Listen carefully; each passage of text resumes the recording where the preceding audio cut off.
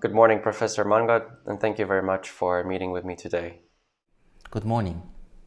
Today we speak about the Russia and Ukraine situation, since as of this moment Russia is gathering its troops near Ukraine border. This seems to be one of the greatest concerns of the Western states, since Russia is basically threatening to intervene in the eastern Ukraine, Donetsk and Luhansk separatist regions. Could you explain in short how the conflict has developed throughout the last 6 to 7 years? Well, actually, the Ukraine crisis emerged in 2013 as an integration rivalry between the European Union and the Russian Federation. Both sides wanted to get Ukraine much closer to the respective sides. Russia lost this integration rivalry when a pro-Western government took over in what Russians term as a coup in February 2014. And as Russia had lost this integration rivalry, which was a personal loss for Vladimir Putin himself, the Russians decided to go for what they could still achieve, and that was preventing the peninsula of Crimea and the city of Sevastopol to fall in the hands of a Ukraine inside NATO. So for strategic and vital reasons, the Russians decided to seize Crimea, hold this questionable referendum, and then finally annexed Crimea. And in order to make life difficult for the new Ukrainian government and prevent its Western integration, Russia also supported and aided an uprising in East Ukraine, particularly in the provinces of Donetsk and Lugansk. And without Russian support, financial support, intelligence support, logistical support, and equipment support, the Ukrainian army would have been in a position quite early after the uprising started to suppress this uprising. But Russia sent not just weapons and money, but they also sent mercenaries. They also sent formal official Russian troops, while still Russia denies that that has ever been the case. And since then, we have these skirmishes at the line of control between Ukrainian and separatist forces. And in 2015, a major effort was done by Germany and France in negotiations with Russia and Ukraine to adopt the so-called Minsk II agreement to solve the crisis in eastern Ukraine. However, this peace plan has not been implemented by failures on both sides, on the Russian side and the Ukrainian side. And we still have had ongoing fighting at the line of control with casualties, including civilian casualties, at both sides. Do you believe that Luhansk and Donetsk regions were ever considered by the Russian establishment as the zones that were supposed to be annexed, likewise Crimea? I don't think so. The situation in eastern Ukraine and in Crimea is completely different. If Russia decided to annex the separatist-held regions in Donetsk and Lugansk, this would mean that Russia would definitely face additional, rather harsh sanctions by the West, by the European Union and the United States. It would, in addition, have to pour a lot of money into these two regions in order to rebuild the regions, in order to revive the economy of this region.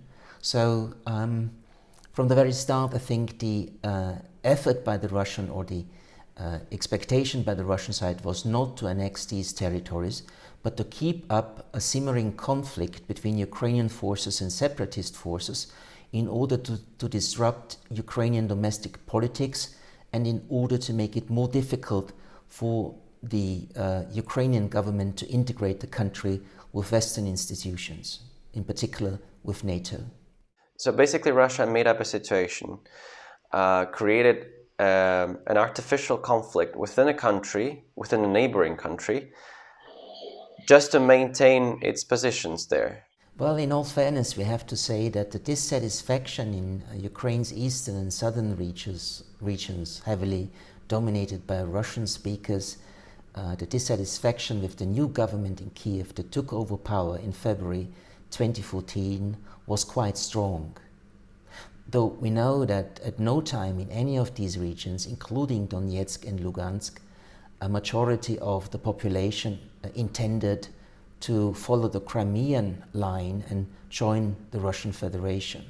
But dissatisfaction was high, and protests and rebellions in eastern Ukraine were real, but they would never have been so consequential had Russia not used the occasion to create a military conflict between the separatists aided in all possible ways by the Russian side and the Ukrainian armed forces. So no, we would not have an armed rebellion in eastern Ukraine without Russia's participation and without Russia's support.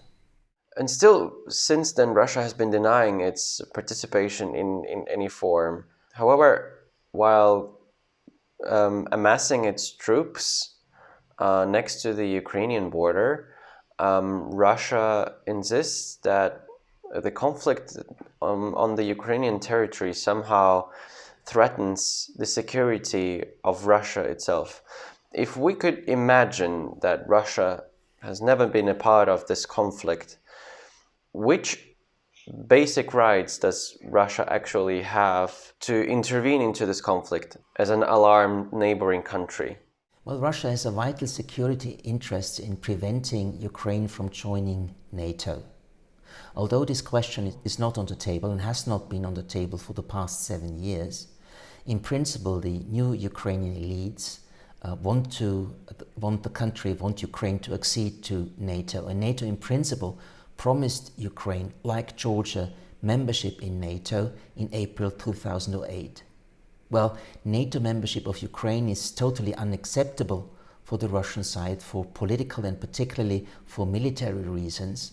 So by seizing Crimea, Russia wanted to make sure that the Black Sea of Russia remains present on the peninsula, and by supporting the uprising in eastern Ukraine, very much propping it up, it wants to make it almost impossible for Ukraine to join NATO. Why?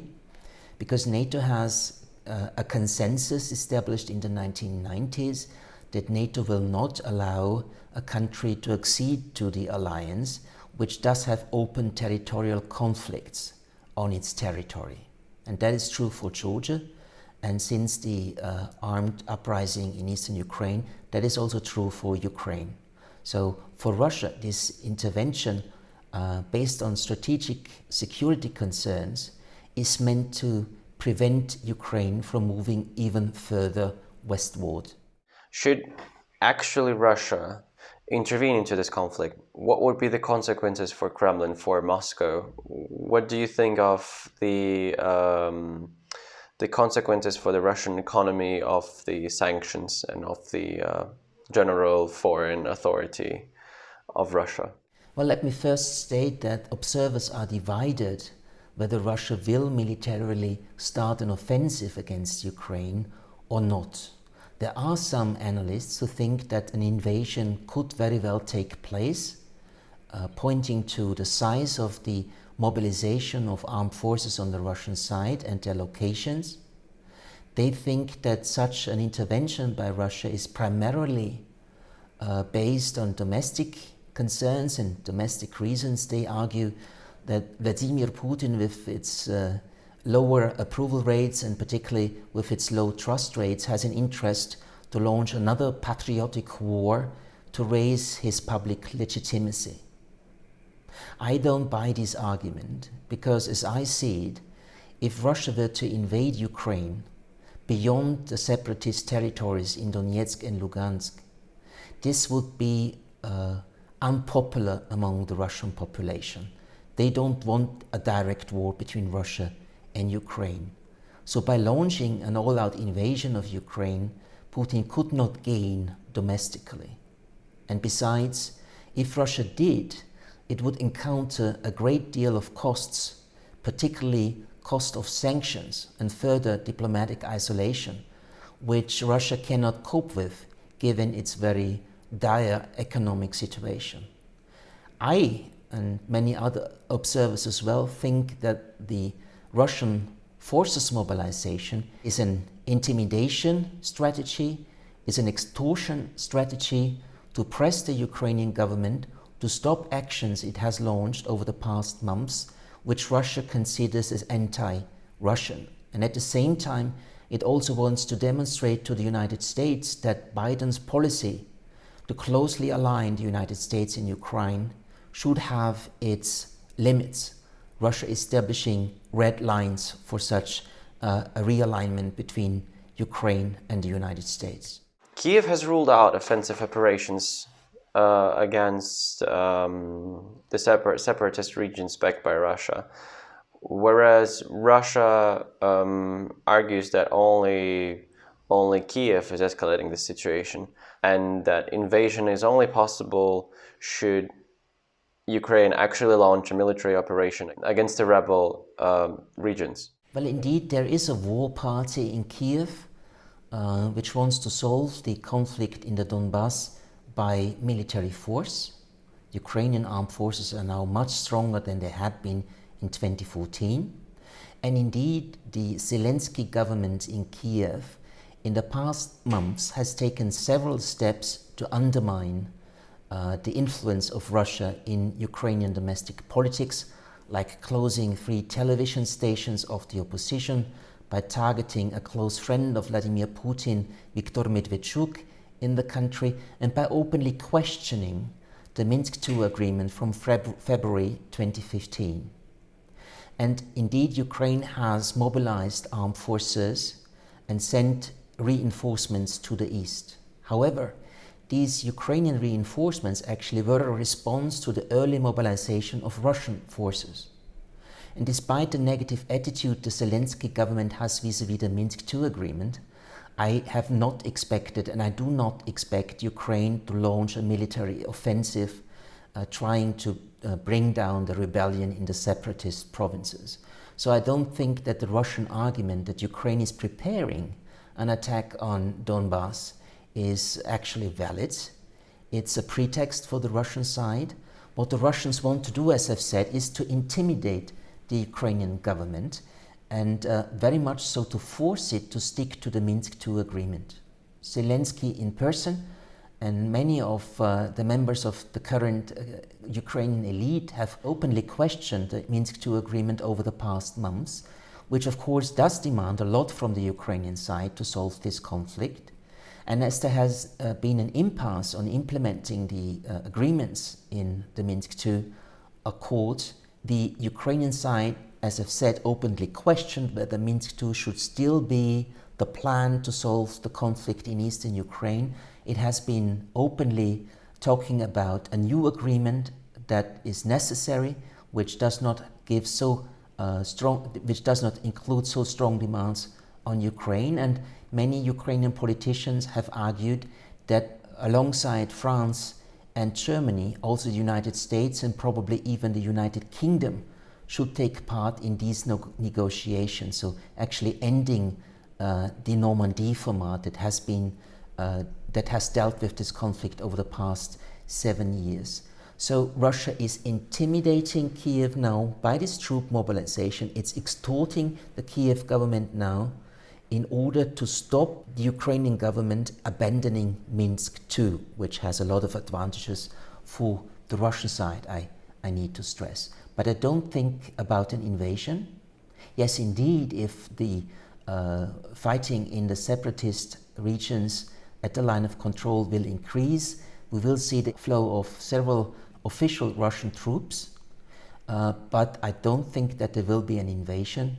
As I've said, this would be militarily quite difficult. It would be very costly in terms of blood and treasure, and it would, of course, force both the European Union and the United States to impose harsh sanctions on Russia, and Russia simply cannot actually risk such a scenario where Western sanctions are imposed on Russia, because the economy in Russia is weak, not just because of the pandemic, but for other reasons as well. Which moral right, so to say, does Russia resort to in this case? When it comes to moral arguments, Russia would certainly argue that Donetsk and Lugansk are part of what they call the Russian world, Ruski Mir, and they would argue that if this Russia-speaking and ethnic Russian population is threatened by Ukraine, Russia has to take care of these co-nationals and defend them against a Ukrainian military aggression. When it comes to legal rights, actually, the Russians refer to the fact that more than about 600,000 civilians living in the separatist provinces have since 2019 obtained Russian passports in a policy of what we call the passportization, which Russia had already tried in Georgia a decade ago. So Russia is arguing, as these are Russian citizens, if they are going to be attacked by the Ukrainian side, Russia is under legal obligation to defend its citizens. However, this issue of invasion or no invasion is not a question of legal norms or legal rights, it's a question of might. And Russia is in a position to project its military power to Ukraine and is indeed a threat to Ukraine. And this military threat by Russia limits the room for maneuvering for the Ukrainian government. And Russia has started this mobilization just to remind Kiev about what Russia could possibly do to bring down the Zelensky government in Kiev. So basically, Russia is being a bully. So is being a country that is flexing its muscles next to much less powerful in form of the military forces country, just in order to scare the establishment of the smaller state. Well, absolutely. I fully agree with you, because despite all the verbal support by the European Union member states, the United States and other countries like Canada for Ukraine, calling for Russia to stop these preparations for a military aggression, the Ukrainian government definitely knows that neither EU member states nor the United States will come to the aid of Ukraine if such an invasion actually would start. So they realize that there is a lot of moral and verbal support, but no material, let alone military support, and that makes it clear to the Ukrainian side, if Russia decided to start such an invasion, then it would be on its own, it would be alone, it would need to defend itself against much stronger Russian forces.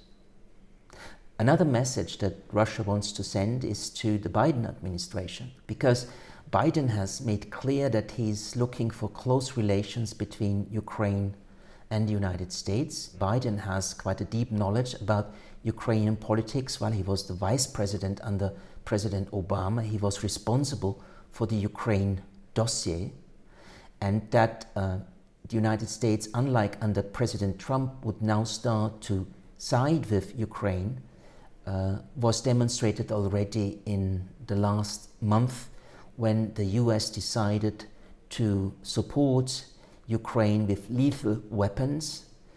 They signed an agreement of handing over weaponry to the Ukrainian side of the value of $125 million. So the Russians want to signal to the United States as well. Don't do it. Don't cross red lines. Ukraine is of much more concern than it should be of your concern. And we now mobilize forces to demonstrate to you that if you don't accept our red lines, there might well be an unfortunate development, namely a direct military invasion by Russia. But I think it's only a demonstration strategy, not an actual war strategy. The US proposed back in 2015, and this was still an Obama administration, to send armaments to Ukraine, to Ukrainian military forces. Since then, Germany argued that it would worsen the situation. Do you believe Biden would follow suit of his predecessors? Well, we need to be clear about it. Under President Obama, the United States only delivered so-called non-lethal weaponry to the Ukrainian side. It was only President Trump who finally decided to also send lethal weapons like the Javelin anti-tank missiles. But even Trump insisted that these anti-tank missiles, which could be a very excellent weapon in preventing a Russian invasion, at least partly, even Trump made clear that these anti-tank missiles must not be stored on the line of control, so in the east of the country, but quite to the contrary, in the very west of the country, because the Trump government did not want to see these anti-tank missiles used against the separatists plus Russian military supporters. So now Biden, it seems, does make a difference. He will not continue the policies of Obama and not even Trump's policies, but he will quite openly and quite massively not only send lethal weapons to Ukraine, but the United States will continue to train and advise the Ukrainian armed forces. So making Ukraine, well, not a NATO ally, because as I've said, that's not on the table, but make it a quasi-ally of NATO, or at least of the United States. And that is something that is of concern to the Russian side. It's a fire call to try to terminate the conflict from where it is now, but we could still probably distinguish the basic prerequisites. Well, the Minsk II agreement clearly states that the first step should be a comprehensive and sustainable ceasefire. Well, we never had a real ceasefire since the Minsk Accords were adopted in February 2015, but we had something close to a comprehensive ceasefire since July of last year, which unfortunately ended in February of this year with new fighting erupting at the line of control. So if we don't have a comprehensive and sustainable ceasefire, Ukraine refuses to take the political steps obliged to take under the Minsk II agreement, namely to change the Ukrainian constitution in order to decentralize the country, passing an amnesty law on the separatist fighters in Donetsk and Lugansk, and finally provide these separatist regions with a very high degree of autonomy. Well, this is what Minsk II is calling for, but neither the previous president of Ukraine, Poroshenko, nor the current president of Ukraine, Zelensky, is ready to actually pass these legislation, and the Ukrainian side, backed by the French and by the Germans, argue we should not talk about implementing the political obligations of the Minsk II agreement unless there is a real, comprehensive and sustainable ceasefire. And in the past months, as I've stated before, the Ukrainian government has signaled that it wants to move away from the Minsk Accords because it does not want to implement the political reform that Minsk II is asking the Ukrainian government for. And if Ukraine stays on this course, supported by the United States, I don't see any chance for this conflict to subside. I don't see any chance for a resolution of this military standoff in the east of Ukraine, but expect for the coming years a continuation of a simmering conflict with daily skirmishes at the line of control, with military and civilian casualties on both sides on an almost daily basis.